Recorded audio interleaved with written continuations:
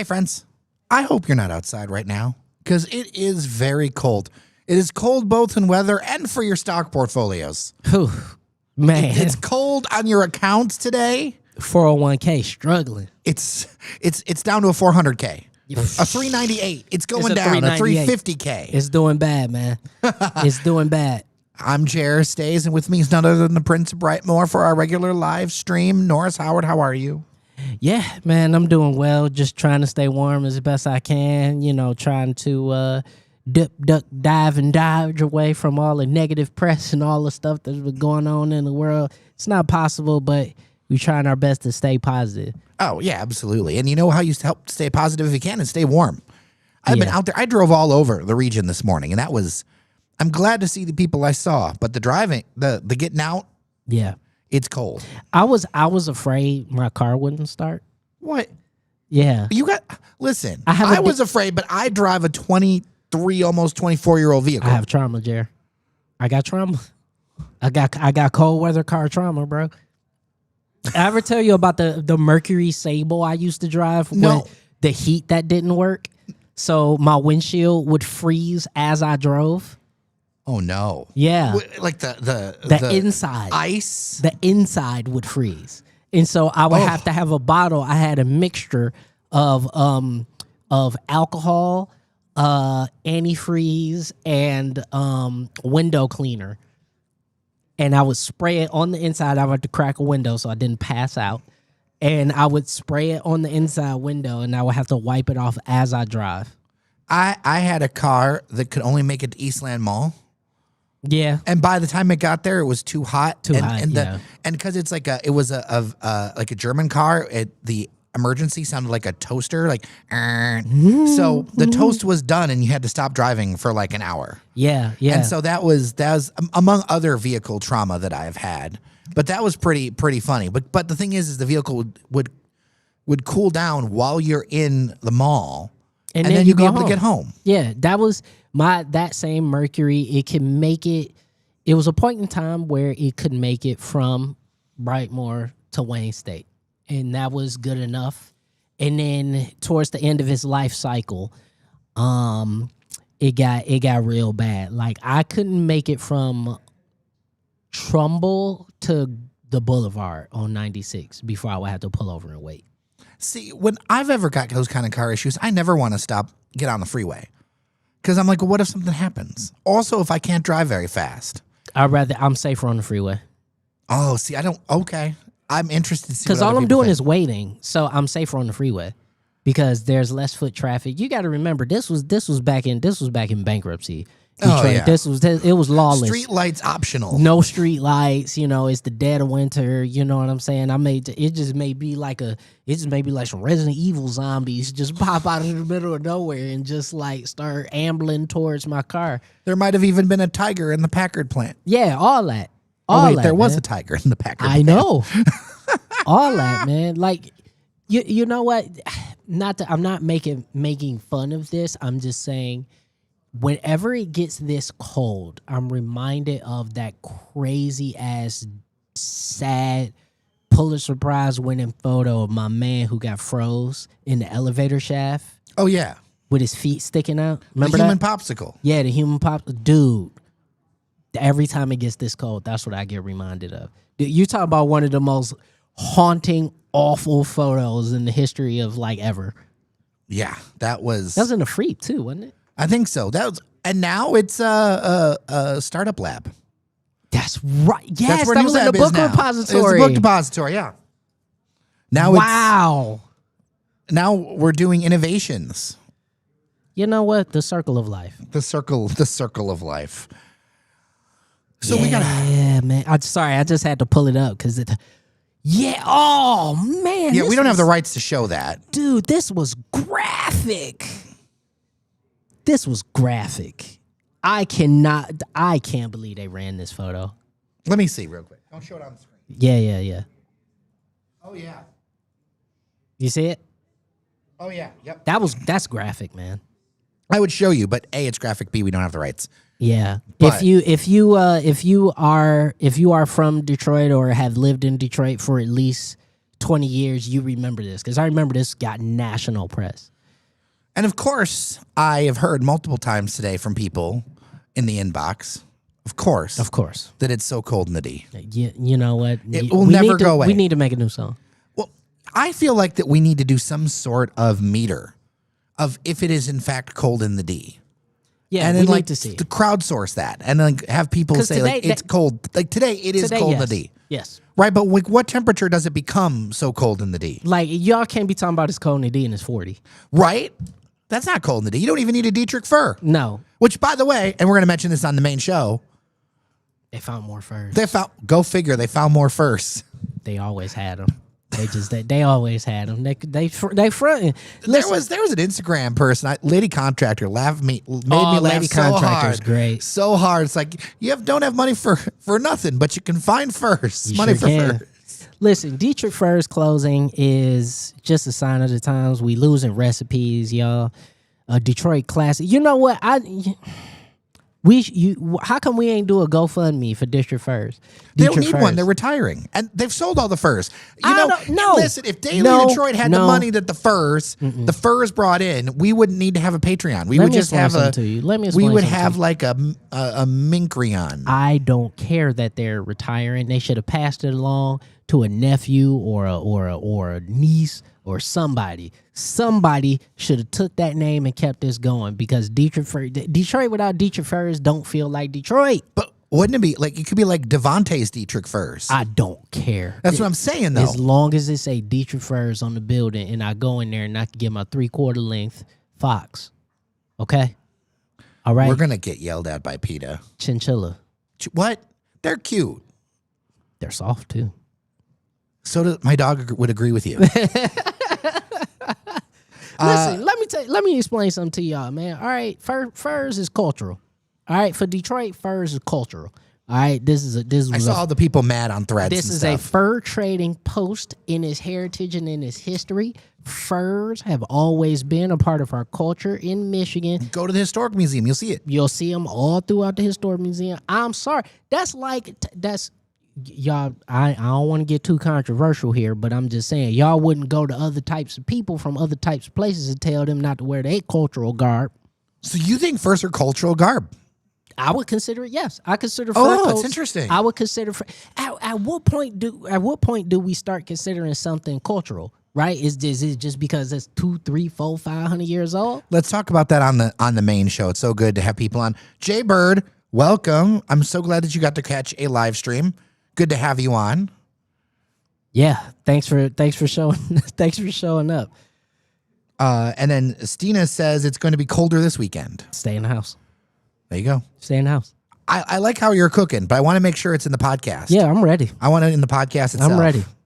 So, all right. Well, we will get started here. By the way, we're going to be a little bit shorter than usual, just because we got some stuff we got to run and go do. Mm-hmm. But we will be here, and if people are still chatting now, because I'll stay on and chat with you for a little bit. But it's kind of crazy. Also, things are kind of busy right now. It's there's a lot happening in the world. So let's get into it. Oh, Doc Darrow, did you guys see the mink near Belle Isle? He moves quickly. You caught a picture. Share a picture. I've seen some pictures, but share a picture. Minks are some quick little rascals. And if you want, you can send the picture to dailydetroit@gmail.com, and I'll put it on our Instagram. Yeah, let's get it, man. That'd be cute. I love all those animals. Good to see all the folks in the chat, too, which lets me know y'all staying in the house. Good job. Exactly what you should be doing. Stay in the house and watch us. That's right. All right. So in case this is your first time here, this is how it works. We are going to record the episode that is going to air tomorrow morning for the podcast, our main thing. We decided to do this a little while ago where we'll invite all of you to come watch us record this thing, have chat. Now, save your questions, or actually I should say share your questions, but know that we're going to answer them most likely after we do the main show because we don't want to be talking to chat while people are, we're doing a show for people's drive time. It would be very not disconcerting, discombobulating. Discombobulating is a good one. That's an even bigger word. Yeah. Even bigger word. Robert Lynn 2287. We get to watch history you're very kind. We get to watch history in the making. All right. So as you got thoughts, let me know. And let's get into it. Everybody ready? And we are recording. And in 5, 4, 3, 2, 1. Hello, friends, and welcome to your Daily Detroit, sharing what to know, where to go in Metro Detroit on a chilly Wednesday, January 21st, 2026. Coming to you from our studio at Techtown. Joining me at the table is none other than the Prince of Brightmoor himself. Norris Howard, is your royalty keeping you warm? Are your royal garbs keeping you warm? Oh, man, I'm layered up. I'm ready to roll. And you know what? I think this is a good time to bring this up, which is if you missed out on that final wave at Dietrich Furs, guess what, y'all? They found more furs. It's not the final wave. It's not the final wave. They got more. I was laughing with some of the reactions online when it was cleaned out. Yeah, man. Listen, because let me tell y'all something, man. All right. The fur coats and furs in general are such a cornerstone of Detroit, and not just in terms of the fashion world, but just the history of Detroit. You know, we started out as a fur trading post for the French for them to be able to send stuff up to Quebec, and eventually it became a city. But furs and fur coats, man, I would argue that fur coats is our cultural garb in Detroit. I feel like there will be some people upset at that. Just like Tim's is the cultural garb of New York. Really? You know what? I could see that, though, because when I am outside, especially in wintertime, you know you're in a spot when you see the furs. But that's what I'm saying. Like, listen, I know all the animal rights people and all that is out there, but let me tell y'all something, okay? And usually I'm very much so on your side when it comes to animal rights, but I'm going to tell y'all this right now. Y'all wouldn't go to other groups of people and tell them not to wear their cultural garb, all right? My cultural garb is a 3/4 length chinchilla, flat out. They're so cute, though. But I hear you. When I was last at Crystal Corner, you wouldn't think they would be out. Oh, they was out. But at this bar near the Packard plant. They was out. But they were out. They was out. Listen, once it hits below 30 and somebody the got... Raven Lounge. And somebody got... If you got anywhere to be and it's below 30 degrees, there is somebody with an animal on. Period. As a long-time Detroiter, I can't argue with you. Like, I mean, I think those are facts. It is what it is. I don't wear any of that stuff, but I understand that it's not of me. Yeah, man. It is what it is, y'all. And listen, nowadays, you know, there's really not even the mills and the unethical stuff that used to go on in the fur trade anymore. A lot of them have created very sustainable practices when it comes to creating fur coats. And so, yeah, listen, man, if you want a fur, Dietrich Furs, man, before while supplies last. You know what also I love is all the Facebook posts and social media posts of all the other fur companies trying to grab in for those future customers. Hey, but that's the way you got to be. That's the way you got to be, man, because listen, like I said, if you're in Southeast Michigan and you are a part of the fur coat gang, it's something you got to be on top of, because now there's going to be a power vacuum with no Dietrich Furs. Well, I would love your thoughts. dailydetroit@gmail.com. Let's talk a little bit of what's happening out there in the world.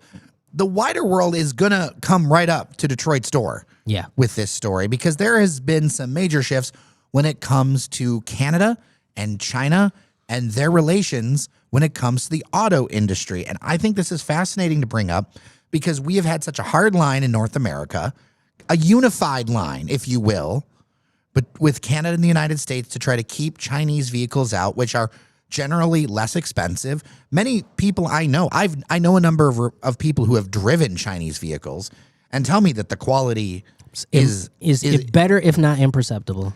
And this stems around the news that Canada is cutting tariffs on Chinese-made EVs from around 100% down to its standard 6.1% a rate for an annual quota of about 49,000 vehicles, with room to grow over the next several years. Also, Canada is going to be prioritizing companies that invest in Canada. So, assuming they set up a factory or something else like there, we're cooked. The border on that hard border is done, and we're going to be seeing Chinese vehicles right across the river, probably crossing the bridge very soon. Cooked, bro. Cooked. And this is something that is a direct result of sort of like this political brinkmanship coming out of Washington. And I'm being very euphemistic when I use that term. Because of what we're seeing, not just in Greenland, but just the administration's use of tariffs, the general rhetoric around Washington. And like, I know people of all political persuasions listen to this show, but we got to call the game, and we got to say what it is. This is not helping Detroit, and it won't, right? Canada is one of the largest markets for Big Three vehicles. It is our largest partner when it comes to all forms of trade, and it is our largest partner when it comes to the manufacturing of said vehicles. We've had an interlocked system for more than 60 years. Exactly. And so when you're talking about the destruction of this hard line on these particular tariffs for Chinese vehicles, let me tell you, the consumer is not going to care. And on top of that, the goodwill you used to have from American made is disappearing globally, even in America. Let me tell you some hard facts about our feedback, because we've talked about this a little bit in the past. The feedback almost universally is, let me get one of those. Because they'll see the Xiaomi built by, or the BYD. The BYD, the Xiaomi that was previewed by Marquez Brownlee, or the BYDs. Like, I could see a world, this is pure speculation here, but I could see a world where, let's say, one of the automotives sells off an old factory or old facilities. Or potentially gets bought by a Chinese company. Imagine seeing a BYD logo right across the river. Imagine seeing a Xiaomi logo right. I could see them doing it just for like the optics. Oh, absolutely. I mean, if I was them, that's exactly what I would do. I mean, listen, let me put it this way, y'all. And I just got to be very, very, very pointed and very, very clear when I say this, okay? Is that because you've had a goofy line on supporting these tariffs and rolling back the EV tax credits, making it difficult for us to expand the grid, the consumer is going to pick the cheaper option. And this is beyond just EVs. I just went overseas last fall. And when I was in the islands, half of all the vehicles I saw were Chinese. Seriously? Half. Half. The global market is cooked. The global market is cooked. You're done. We've lost. And that is going to speak terrible, terrible, terrible things for the automotive industry here in Detroit. It just is. There is no way around it. Not to be overly partisan about it, but I'm going to be. The bottom line is that having a trade war against your allies is stupid. I understand having disagreements, and there's always going to be issues. But especially with places like Canada, it's dumb. This is dumb. Like, this is not about all this. This just doesn't make any sense. This is trade policy designed by somebody who thinks it's still 1886. And on top of that, right, you can't then talk about China as a major global rival, as somebody who you are trying to one up, and then basically say, here's the market. Listen, here you go. Ford CEO Jim Farley regularly drives a Chinese vehicle for a reason, and he's written about the issues. And then all of a sudden, we just decide, oh, we're going to send our allies into the arms of other people. Like, what do you think? Like, this whole American centrism. Look, I love my country, and I think that there's a lot of great things that we do. But this idea that we are going to go it alone is ignorant. It's ignorant of the modern world. But you know what? So much of the response, so much of the media, so much of everything is so damn ignorant now. Yeah. I am tired of the fools that I am seeing constantly on social media, in comment sections. You didn't do a damn bit of reading. You just want to believe what you want to believe, and you want to be told what you want to be told. And if you're that kind of person, you can go to hell, in my book. Yeah, and the facts are the facts. Listen, we've had... just last week, Pete Buttigieg, who we must remember was the former transportation secretary of the United States, all right? He came to Detroit and he said, listen, y'all, if you do not reverse on the EV tax credit, if you do not reverse on the position of EVs, if you do not reverse on making these vehicles easy and cheap to produce, you will lose. And one thing I want to highlight for folks, because they may not understand, and I understand not knowing all these things, but the production efficiencies, the different ways that the Chinese vehicles are made, the lower cost of labor, the way that like there aren't tons of like the supply chains are far more integrated. There's far fewer parts. And there aren't the same IP theft. We do have to be honest for about sure, that. for And sure. the IP theft. For sure, IP theft. Like there's definitely stuff that's not fair happening with this. But the whole integrated chain, and also let's remember, China has access to the rare earth minerals in their own country. They have that, and they've also established a foothold on the continent of Africa through the Belt and Road Initiative that has allowed them to be able to have goodwill with the countries that also provide these resources. And look, I don't think it's the most fair situation myself. It's one of the reasons why I support some of the things that were being done. But let's just be real about Americans. Just saying it's American made, if one is half the price or one is, significantly cheaper and has more features, Americans are just they always pick that. Listen, the only reason, right, that I have an American EV right now is because I got the A plan, right? If it was, I'm never driving a Tesla. I've made that decision. But if it wasn't for that, I probably would be driving a Kia or something like that right now because it is just the most intelligent economic thing for me to do. And that's how people are going to make decisions. They're going to make the economical choice, period. It will be very interesting to watch. I'm sure it won't be as bad as some people say, but I do think it will be definitely challenging. And I think it'll be a wake-up call because regardless, even if there is more competition from American automakers, you're going to see supply chains disrupted. You're going to be seeing suppliers go out of business. You're going to be seeing all kinds of things You're going to see talent go faster. You're going to see talent swap over to Chinese automakers, which are already seeing with many German automakers. They are losing engineers to BYD and Xiaomi right now.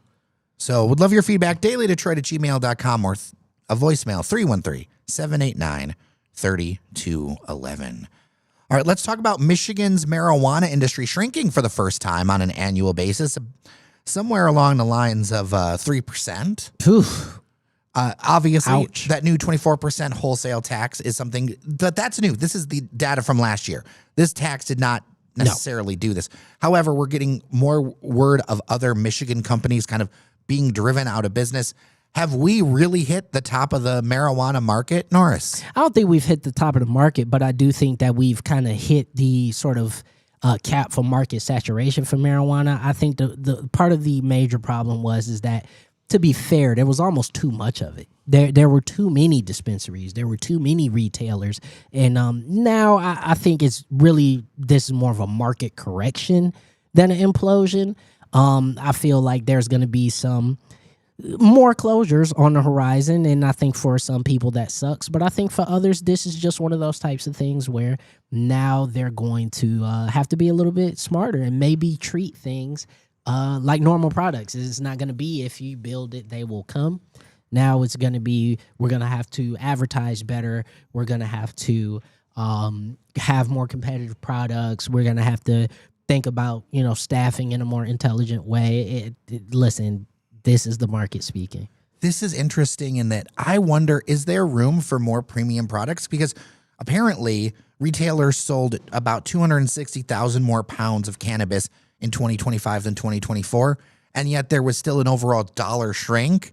That's just not sustainable. And so I'd be interested to see, is there a way to make people, or not make people obviously, but encourage people to spend more on better product, or is this something that's a commodity situation? I think it's a commodity situation. I think in terms of providing better product, for me, it's just more so, making sure that you have all the things that your customers are telling you that they want. There's going to be some places that are going to focus maybe on vape, some places that are going to have more of a focus on just the plant itself, some places that are going to have other focuses. And I think kind of creating that market differentiation is going to be the thing that allows the marijuana market to flourish in Michigan, because even though this was a reduction in sales, we still are number one in the country for marijuana sales per capita. So I would love to hear what people think. Also, if you listen to this and you use, or you're involved in the industry or some sort of expert, I'd love to talk with you on the show. Yeah. And get an idea on a very local level, because so much of the reporting talks about companies across the state. And we are a Metro Detroit focus show. And so I would love to see what people are feeling.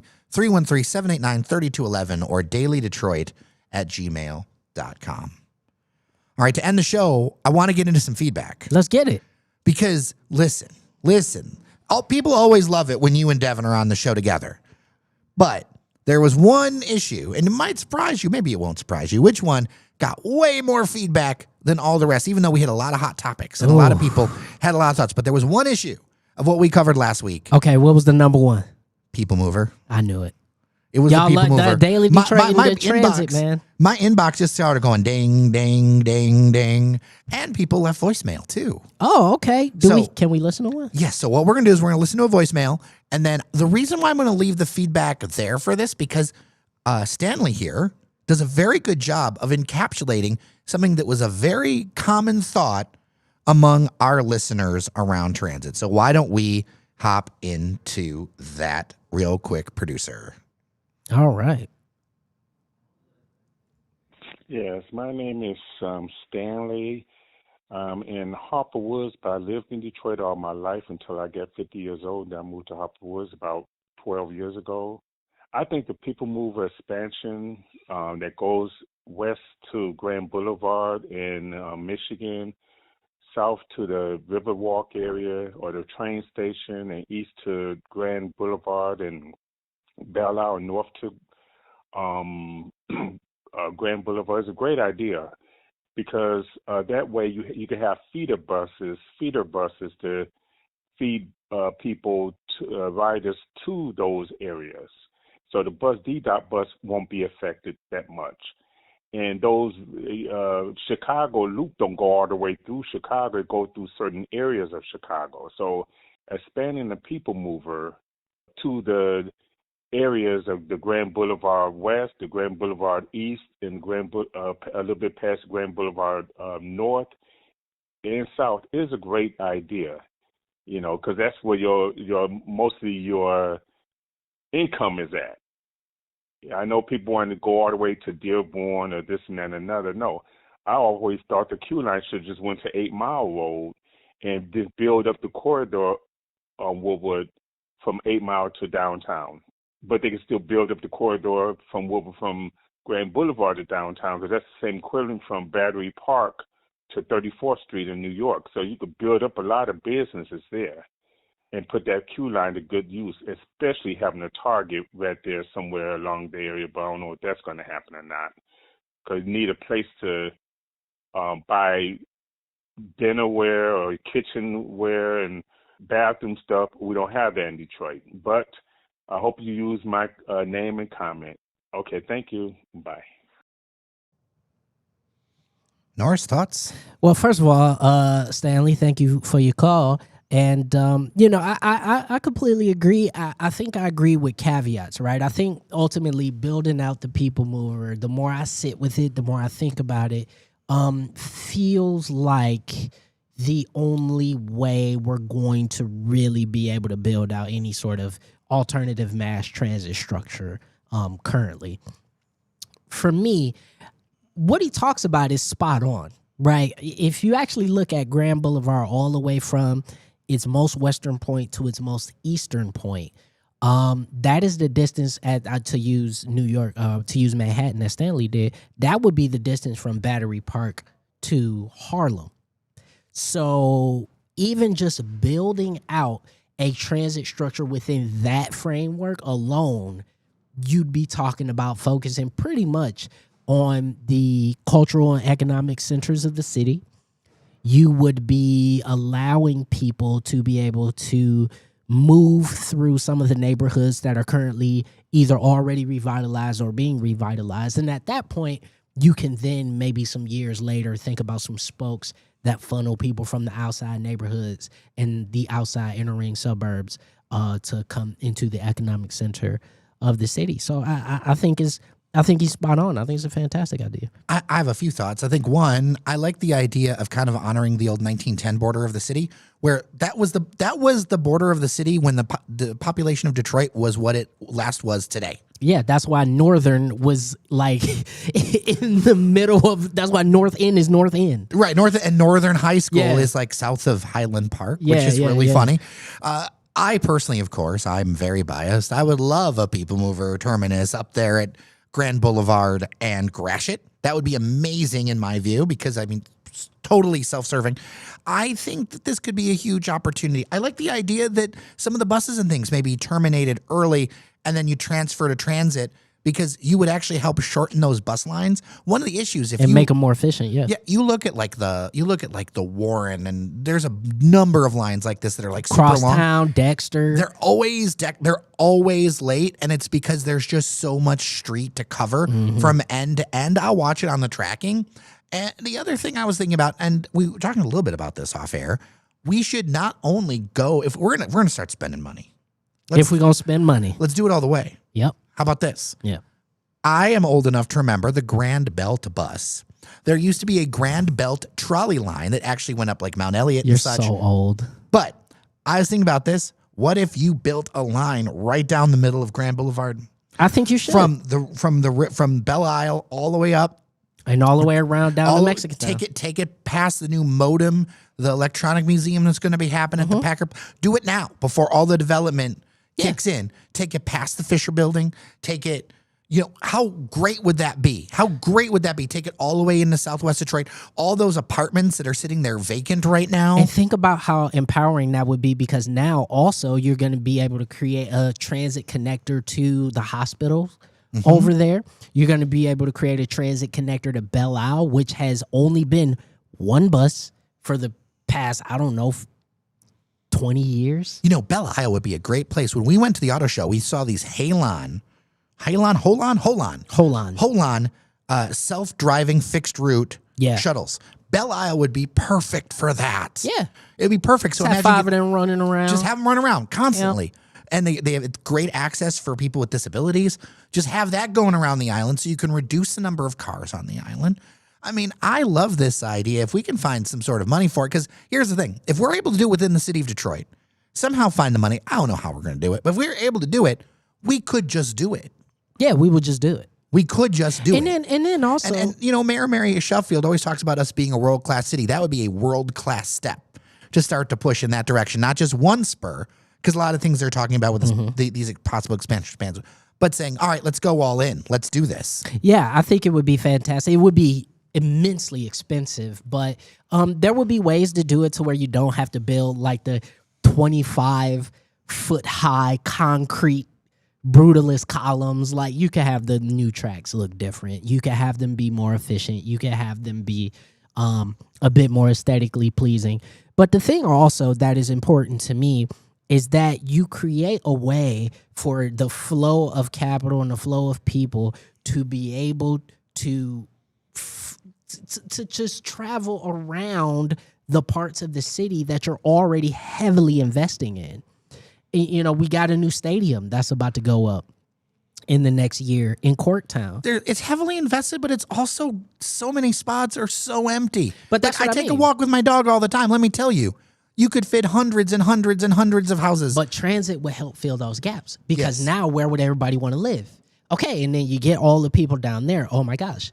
Now we got to, we're starting to spread out a little bit. Now we got to make a new line. It's Or an starting to spread expansion or out. Now we extension. got to extend the line. It's moving out and a little before bit. you know it, you're at the park. Before you know it, You're in you own- Jefferson Chalmers. Before you know it, you own Illinois 7 Mile. Yep. Or Grand River. Yeah. Think about so Grand River is a street that's seen, you know, back in the day, Grand River was more important than Woodward. It was. What It if we was. could do that again because there's the space on Grand River and then To you could just run it up the middle. Yep. Yeah. And then get people to actually say, okay, this is part of the reason that I want to live in Detroit. Because, yeah, listen, Detroit's never going to be the cheapest place to live. No. It's just not, okay? Trying to out Troy is a losing proposition. Sure is.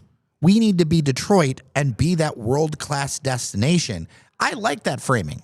And if we're going to do that, then we got to go big. I agree. Well, I really appreciate your voicemail, Stanley. You are the best. As always, if you've got voicemails, 313-789-3211. Would love to hear what you think. Or dailydetroit@gmail.com. All right. For this episode of Your Daily Detroit, I'm going to leave it here. Thank you so much for listening. Thank you so much for your feedback. Thank you so much to our members on Patreon, patreon.com/dailydetroit. We have fancy sticker packs for you. If you join us at just $5 a month or less than $50 a year, help keep local media on the air. These things are beautiful. They look great on your laptop. I got a bunch of these on my laptop, as well as other things.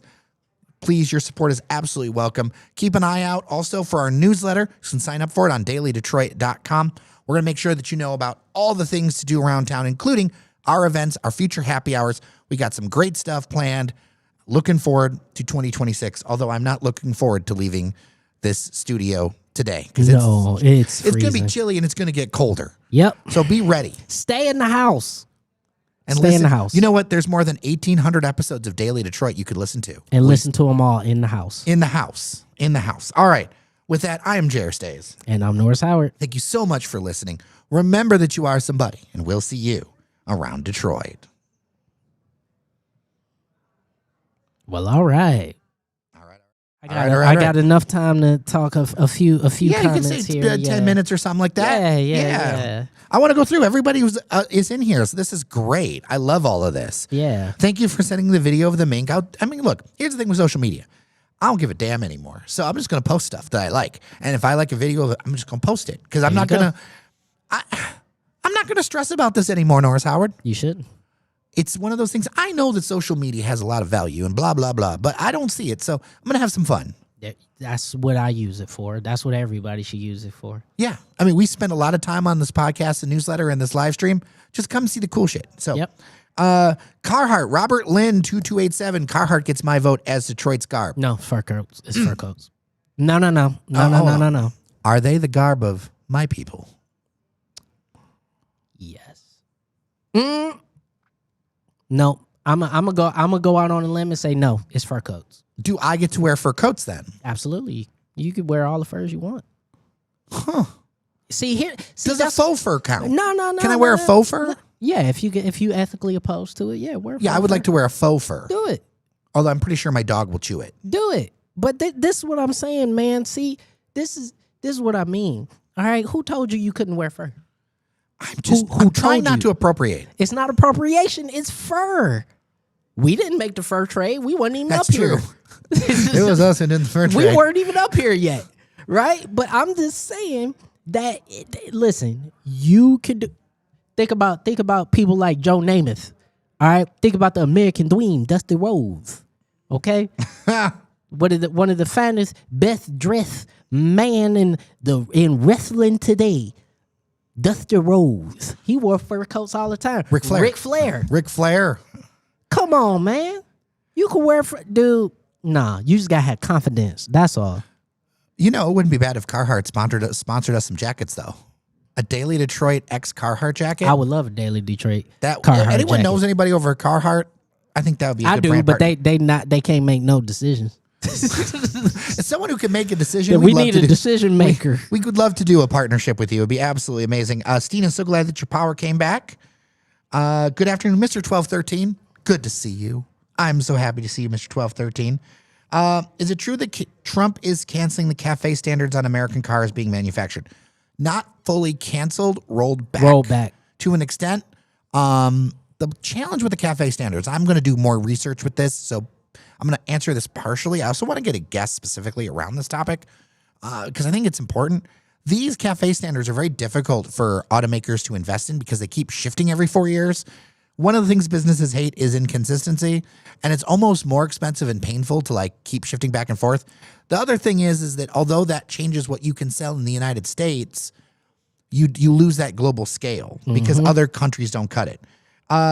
Jay Bird, we answered this a little bit about the U.S. EV market responding with products that match the quality and price of foreign options, but the labor costs. It's the labor. It's the That labor, labor cost. cost and the integrated supply chain and the rare earths, because we have some of them here in America, but we would have to make some real decisions about doing things we don't want to do with the environment. Here is that's number one. But number two, here's also a thing that people have to understand is that the Chinese government heavily subsidizes. Yes. And when I say heavily, I mean heavily subsidizes particularly this industrial sector, because they know that this is a major market that they could go in and dominate. And so we had the beginnings of that with the EV tax credits. The and Inflation Reduction Act and was actually the inflation- first yes. step towards an industrial policy in decades. And we stabbed our ally in the back. Yep.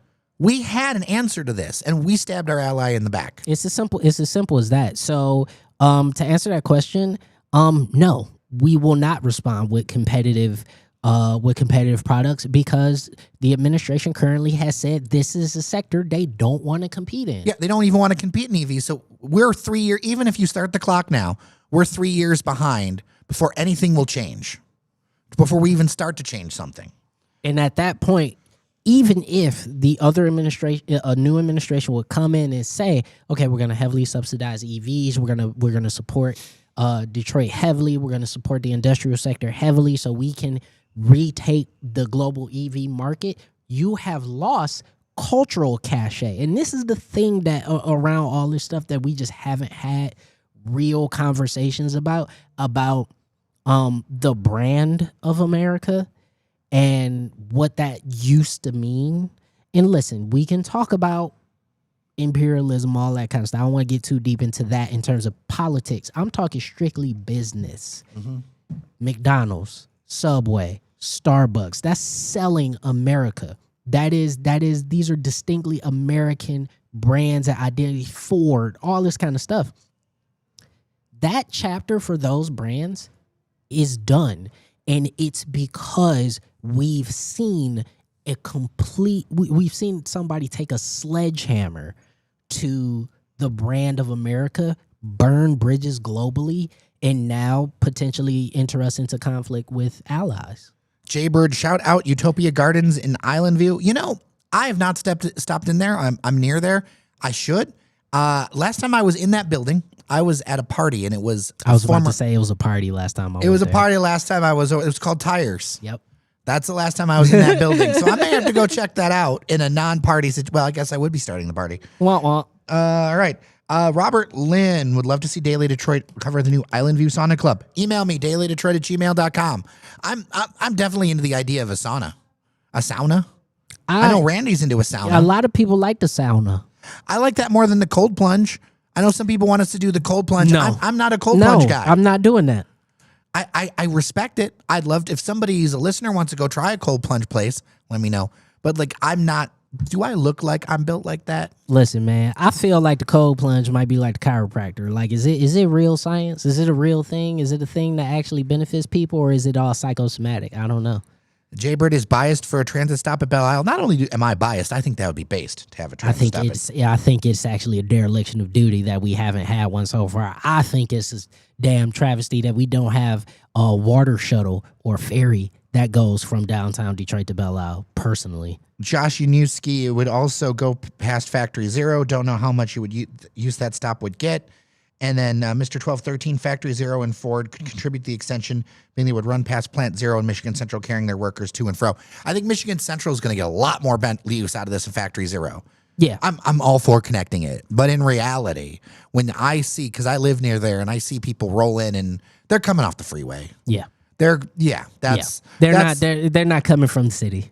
Now, Stellantis plant's a different story. You run that thing near if you run it Jefferson around the Assembly, boulevard, it's right there. Right. You take Jefferson Assembly. You put this. You know how when East Grand Boulevard like forks off because the factory is right there and you can't keep the street going. Yep. Just put it right there. Stina, no copper mining in the Boundary Waters. Yeah, that's exactly what's going on. Yeah, with the EV stuff. Yeah. Yep. There's a bunch of mining, and also there's a lot of stuff out west that we've decided that we're not going to do. And I don't think I don't think that those conditions are great, and I'm not standing for the decisions that they've made, but I also am pretty aware that what most people do is buy the cheapest thing or the thing that's best for them. The thing that's best for them, yeah. And there's Asina says there's a reason the old Soviets coveted Levi's and McDonald's. And they did. It was part of what brought it down. One of the things is when you see Gorbachev coming over here and realizing how full our supermarkets were and how many options we had, it's that same way that we won World War II. We won it because, there were stories of the Japanese and others saying, they're out there in the theater and they're struggling on rations and all this other stuff. And then they come to find out we got ice cream makers on our ships. We didn't have to do that. And that was when they were like, that's when leadership started to be like, oh, we're in trouble. We're in trouble because they're not even they're still making ice cream. Yeah, and that currently is one of the things that actually has America in this weird spot right now because we still have all these creature comforts and all these things. We haven't going through rationing unless you go to a McDonald's and the damn machine's down half the time. The McFlurry machine. But I mean, at the end of the day, dude, like when we're talking about our economic policy and we're talking about our industrial policy, I got to tell I'm telling you guys, if some of you guys who are more on the conservative side or maybe even be MAGA or Trump voters, I'm telling you guys right now that the math ain't mathing. The numbers don't add up. These tariffs, this economic policy, this stuff is not helping American industries. It's simply not. I don't know how else to say it. Market's down about 850 points right now as of this recording. And do you guys know why it's down 850 points specifically today? It's because a text message was revealed that the only reason the president wants Greenland is because Europe didn't give him a Nobel Peace Prize. Mr. 1213, do you guys think that Mayor Sheffield is going to try to line Woodward with local independent retail instead of getting more national retail? I think the answer is going to be It's where. going to be where, yeah. Where? So downtown, that's High Street. Yeah. Woodward is our fancy district, and it actually benefits the small businesses to be on the next half street or street over. Yep. Because it brings foot traffic in. Somebody coming to the Apple store ends up going to Bon Bon Bon or to Lip Bar. Lip Bar or something like that, right? Because those spaces, like when I last visited Lip Bar, I remembered it's a very cool space, but it's not big. But it's great. It's great. And by the way, if you are looking for a good price, go to the store in person. Absolutely. And the answer is a little bit of both, right? That's technically what you want. Like and Lip Bar's on Woodward. It is. We don't necessarily have currently as it stands right now, even the space to put some of the major. We don't have many retail spaces. So that's one thing that we need to do is create more retail spaces. Because you go down there by the Chipotle. There's the Chipotle and the Cava. But a bunch of these buildings, I think about when I used to work at the Penobscot building, there were almost no front-facing retail spots. Yeah, you had to go in a building. Yeah, you had to go in to do stuff. Yeah. So I think there's a ton of stuff, even like, let's say we built up Campus Martius, right? There could be more things that we do in the Dime building or in different spots like that. It's got to be stuff like that. Like it's very, very, I don't want to say rare or unlikely, but the only spot I could think of a major retailer going right now is where that massive hole where the Mid was slated to go to just north of Mac. I would love to see somebody do something with the lower retail spaces up at the Albert Kahn building in the New Center area. Yeah, that's another good one. That's a lot of spaces. There's actually some retail spaces across the street here at the 6001 Cass building. Yeah. That would be really good. But as far as the downtown, I think it's just going to depend on where you're at, right? Like, I wonder what's going to happen with that big bowling spot, the bowling place up there north of 6 Mile. Yeah. With all those buildings. Outlier did a great job covering the apartments that are in trouble up there. I would love to see a revitalization of that neighborhood area. I hope that Mayor Sheffield does help encourage that, but I also know it's going to be a mix depending where you are. It's going to be a mix. And I think right now, in terms of the major big box sort of retailers, the only ones you could probably even fit downtown right now would be a Uniqlo, Zara kind of thing. Like there's almost no space to put a full size Target until you get north of 75. Andrew McGee says there are a couple of parking lots across on Woodward near Comerica some guy with a pizza company owns. Then maybe he could add retail to the corridor. That's true. I mean, there's that for sure. And then actually there's a few squatters too. Service parking lots are the devil. Yeah, I know. Not a fan. Not a fan. Literal, actual Satan. Yeah, I hope there's more independent businesses, but I think it's going to, here's the thing that was interesting to even see that the Apple Store to some degree is dependent on the ebbs and flows of stadium traffic is a thing. Well, and also I think because to a certain degree, and some people aren't going to like to hear me say this, to a certain degree, as it stands right now in Detroit, most of your retail businesses are going to be loss leaders. They're going to be businesses that you put in an area to either make money years down the line or to simply have your brand have big visibility in those areas. Marketing play. We talked about this. We talked about this before the pandemic with some retail experts. I think I'm going to end the chat with this, and I skipped this earlier. I don't want to leave James Odell out. Daily Detroit picks great donuts. Well, thank you. Dude, that Cinnamon Toast Crunch donut, oh my God. Oh my God. This isn't sponsored, but this time for the donuts, we did the Apple Fritter Store in Ferndale. Fantastic. It was because it's on the way for producer Cheyenne. I know, but Lord. That is, in fact, the best fritter I've ever had in my life. That Cinnamon Toast Crunch donut made me call on it. I called on Jesus. And I asked him to put his protective hedge around me because if I would have ate 2 of them, I would have fell into a diabetic coma. But it was so delicious. Just don't get any of the sugar on your mink. Yeah, can't get the sugar on the mink now. That's a little bit hard to get off, All right. Well, thank you so much for watching your Daily Detroit. Norris has got to bounce. I got a couple things that I got to do, but I really appreciate you all tuning in. We will be back here next week with some fun tomfoolery. Be sure to follow us on Apple Podcasts, Spotify, or wherever you get shows. We're doing this every weekday. We've got some great conversations in there for you. We'll be back here every Tuesday afternoon for our live stream. With that, I'm Jer Stays. And I'm Norris Howard. Remember that you are somebody, and we'll see you around Detroit.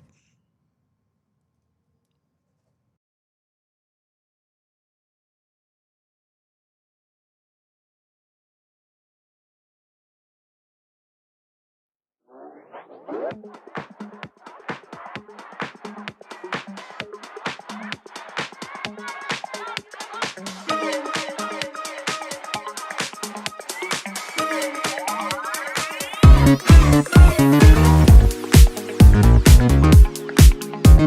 you.